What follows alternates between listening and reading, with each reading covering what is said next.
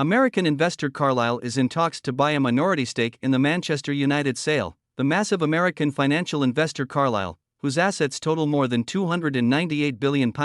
is one of a select group of companies who have put forth offers for a minority investment in Manchester United, according to Sky News. Carlyle is reputed to be serious about its interest in United and has more than £298 billion in assets, by Mark Kleinman, editor of Sky News City. As the auction for the Premier League team nears its conclusion, the enormous American financial investor Carlyle is in discussions about making a sizable investment in Manchester United, according to information obtained by Sky News. Carlyle is one of a select group of firms that have submitted proposals to buy a small portion of the Old Trafford team. Nevertheless, key details of Carlyle's proposal, including the amount of capital it would look to deploy and the structure of a deal, have yet to be finalized. Since then, dozens of parties have been rumored or reported to have shown an interest, although few have emerged as genuinely credible bidders. The two parties which remain in contention to buy out the Glazers altogether are Sheikh Jassim bin Hamad Al Thani, a Qatari businessman who chairs the Gulf states' Qatar Islamic Bank, and Ineos Sports, part of the petrochemicals group owned by Sir Jim Ratcliffe. Both have reportedly tabled offers below a £6 billion figure, which has been speculatively touted as the Glazers' asking price for the club they bought in 2005 for less than £800 million.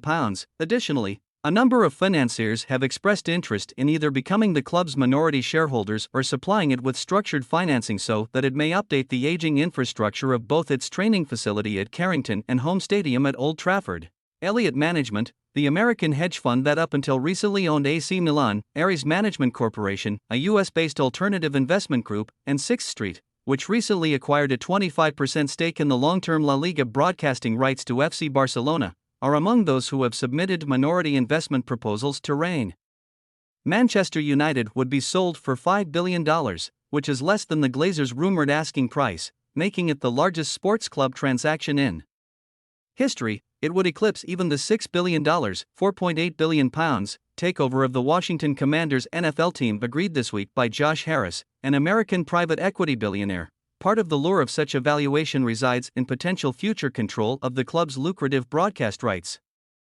According to bankers, alongside a belief that arguably the world's most famous sports brand can be commercially exploited more effectively, on Friday, New York-listed shares in Manchester United closed down nearly 5% at $22.02, giving the club a market valuation of close to $3.8 billion, £3.1 billion.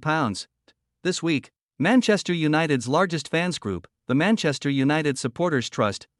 called for the conclusion of the auction without further delay, when it was announced in November that the Glazers were undertaking a strategic review and inviting offers to buy the club, welcomed the news and went on to urge the majority owners to move ahead with the process with speed, so that any period of uncertainty was as short as possible, it said in a statement. Nearly 5 months on, we read speculation that offers from prospective buyers remain below the Glazers' valuation, and that a third round of offers will now be invited, with Erik ten Hag having made such great progress in his first season, and with the vital summer transfer window a matter of weeks away. The news of these delays and further prolonged uncertainty are of great concern, the Manchester United Supporters Trust, the largest group of Manchester United supporters, demanded this week that the sale be finished without further delay, welcomed the news and went on to urge the majority owners to move forward with the process with speed, so that any period of uncertainty was as short as possible.